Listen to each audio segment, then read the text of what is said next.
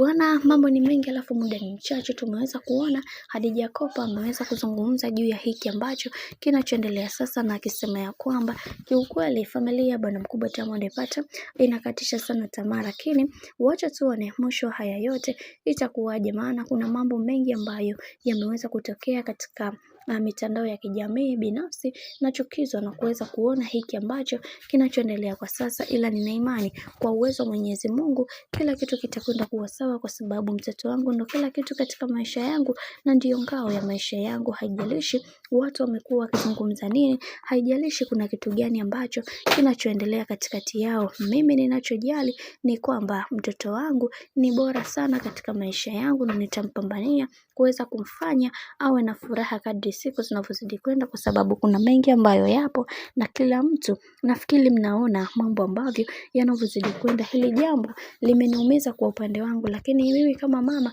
nahitajika kuweza kumpatia mtoto wangu furaha, ili mradi kila kitu kiweze kwenda kuwa safi kabisa na vile ambavyo ilivyo awali. Hili jambo limewafanya hata familia yangu limeweza kuongea mambo mengi, ila yote ya yote tunaamini ya kwamba kila kitu kitakwenda kuwa sawa, kwa sababu kuna mengi ambayo yapo na kila mtu anatamani sana kuweza kujua hiki ambacho kinachoendelea kwa sasa. Haijalishi watu wamekuwa wakizungumza nini, haijalishi kuna kitu gani ambacho kinachoendelea kwa sasa, ila tunachokiamini ya kuwa kila kitu huwa kina sababu yake na kuwa kina maana yake kubwa katika hii jamii ya bwana. Mambo ndo kama hivyo ambavyo unavyozidi kuona mambo yanazidi kuwa mengi juu ya haya ambayo yanayoendelea sasa, maana kila mtu anaamini ya kwamba Zuchu ni mwanamke bora sana kwa bwana mkubwa Diamond Platnumz. Bwana, mambo ni mengi alafu muda ni mchache, ni kusihi usisahau kusubscribe, kulike, kushare pamoja na kucomment. Sina la ziada, wacha nikutakia siku njema na kazi njema.